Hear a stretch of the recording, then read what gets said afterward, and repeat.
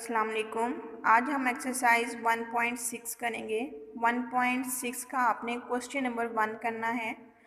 इन equations को solve करने के लिए आपको 2 मेथड्स गिवन हैं और इन दोनों मेथड्स को आपने क्वेश्चन नंबर 1 के हर पार्ट पे आप अप्लाई करना है।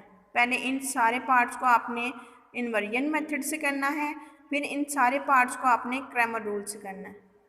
इन्वर्जन मेथड जो है ये आपके पास है इन्वर्स मेथड। ये मैंने आपको लास्ट एक्सरसाइज में भी सिखाया है, वहाँ पे मैट्रिसेस पे अप्लाई किया था और यहाँ पे आपको इक्वेशंस गिवन है। अब देखते हैं कि इनको किस तरह से सॉल्व करना है। एक्सरसाइज 1.6 क्वेश्चन नंबर 1 का फर्स्ट पार्ट है। पहला मेथड जो मैं इस पर अप्लाई कर रही हूँ वो है इन्वर्स मेथड। सबसे पहले तो हमें जो दो इक्वेशंस गिवन हैं उनको हम मैट्रिक्स की फॉर्म में लिखेंगे। By writing the equation in matrix form we have, देखें आप इनके कोफिशिएंट ले लो। एक्स का कोफिशिएंट क्या है 2, एक्स का कोफिशिएंट 3, वाई का कोफिशिएंट -2, वाई का कोफिशिएंट 2। फर्स्ट कॉलम में आपने x की वैल्यूज़ ले ली और सेकंड कॉलम में आपने y की वैल्यूज़ ले ली। फिर आपने जो मैट्रिक्स लेना है x और y, यानी आपके पास जो दो वैल्यूज़ आएंगी, फर्स्ट वैल्यू आपके पास होगी x और सेकंड वैल्यू आपके पास होगी y। इक्वल 4 और 6 है, इसको आप एक मैट्रिक्स अलहदा से बना लो। अब आपने इन तीनों मैट्रिक्स को जो है नाम देना है। Let matrix A, matrix X, matrix B। Formula आपके पास है AX = B। आपको x चाहिए, यानी आपने x और y की वैल्यू फाइंड आउट करनी है। तो a को जब हम इस साइड पे शिफ्ट करेंगे ये a इन्वर्स हो जाएगा। a इन्वर्स आपने पहले भी फाइंड आउट किया है। देखें मैट्रिक्स A ले लें, उसका डिटर्मिनेंट हमने फाइंड आउट करना है। 2 × 2 -3 × -2 6, 4 + 6 = 10। डिटर्मिनेंट हमारे पास आ गया 10। अब आपने मैट्रिक्स A का एडजॉइंट फाइंड आउट करना है। इन दोनों एंट्रीज को चेंज कर दो, इंटरचेंज कर दो और इन दोनों एंट्रीज के आपने साइन चेंज करने। ये आपके पास आ गया adjoint of A। A inverse आपके पास है adjoint of A divided by determinant A। Adjoint of A लिखें, डिटर्मिनेंट जो फाइंड आउट किया है आपने उसकी वैल्यू लिखें और इस मैट्रिक्स की हर एंट्री को 10 पे डिवाइड कर दें। डिवाइड करने से ये आ गया। एक बात आपने याद रखनी है, अगर यहाँ पे डिटर्मिनेंट A आपके पास 0 आ जाता है तो further solution is not possible.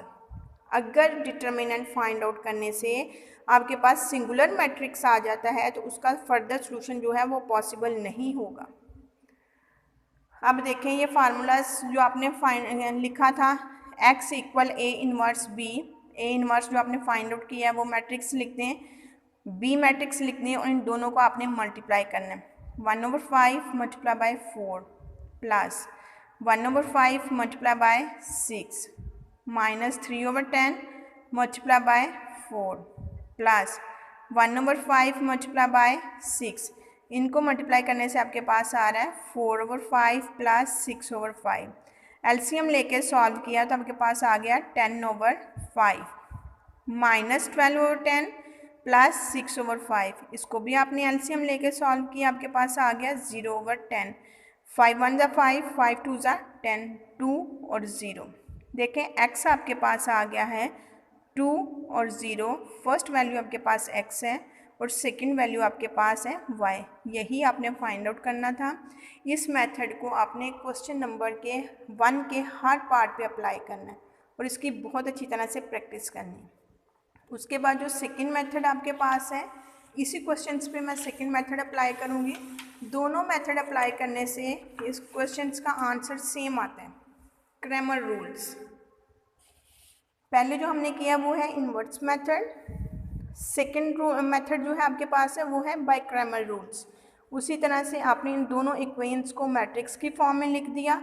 इसको मैट्रिक्स A, X और B का नाम दे दिया। मैट्रिक्स A का डिटर्मिनेंट फाइंड आउट किया।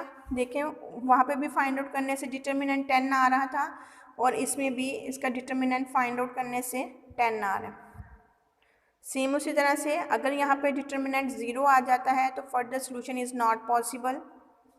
अब आपने ए डिटर्मिनेंट फाइंड आउट कर लिया। क्रैमर्स रूल में आपने सबसे पहले ए एक्स मैट्रिक्स फाइंड आउट करना है। ए एक्स मैट्रिक्स ये है कि कॉलम ए मैट्रिक्स ए के फर्स्ट कॉलम को आपने इंटरचेंज करना है बी मैट्रिक्स के कॉलम से। देखें 2 और 3 इसको आपने स्किप कर दिया और इसकी जगह पे 4 और 6 लिख दिया। ये अब आपके पास आ गया ए एक्स, यानी एक्स वाली वैल्यूज़ को आपने मैट्रिक्स बी के से चेंज करना है। अब आपने इसका डिटर्मिनेंट फाइंड आउट करना है। 2 4 ज़ा 8 माइनस माइनस प्लस 6 2 ज़ा 12 8 प्लस 12 इक्वल 20। एक्स को फाइंड आउट करने का, एक्स की वैल्यू फाइंड आउट करने का फार्मूला है determinant of a x divided by determinant of a x के determinant of a x 20, determinant a 10, cutting करने से आ रहा है 2, एक्स की वैल्यू हमारे पास आ गई 2। इसी तरह से अब हमने लेना है ए वाई। देखो ए वाई में अब आपने ये करना है कि मैट्रिक्स ए में जो वाई की वैल्यूज़ हैं उनको आपने इंटरचेंज करना है मैट्रिक्स बी से। तो ए वाई हमारे पास आएगा, देखें मैट्रिक्स ए में हमने वाई वाली वैल्यूज़ को जो है ख़त्म करके मैट्रिक्स बी वाली यहाँ पे लिख दी, तो ये आपके पास बन गया ए वाई। इसका भी आपने डिटर्मिनेंट उसी तरह से फाइंड आउट किया और आपके पास आ गया 0। ये बात याद रखनी है कि मैट्रिक्स ए का डिटर्मिनेंट 0 नहीं आना चाहिए। अगर मैट्रिक्स ए का डिटर्मिनेंट 0 आ जाता है तो उसका फर्दर सोल्यूशन पॉसिबल नहीं है। अगर ए एक्स और ए वाई का डिटर्मिनेंट 0 आता है तो वो आप फर्दर सॉल्व कर सकते हैं। Determinant of a y 0, y का फार्मूला आपके पास है determinant of a y divided by determinant of a 0/10, आपके पास आ गया 0। y की वैल्यू आ गई आपके पास 0, x2 y इक्वल 0। यही आपने फाइंड आउट करना था। इस मेथड को भी आपने क्वेश्चन नंबर 1 के हर पार्ट पे बारी बारी अप्लाई करना है। इन दोनों मेथड्स की आपने बहुत अच्छी तरह से प्रैक्टिस करनी है। दोनों मेथड इंपॉर्टेंट हैं और नीट कॉपीज़ पे आपने नोट करना है। Thank you.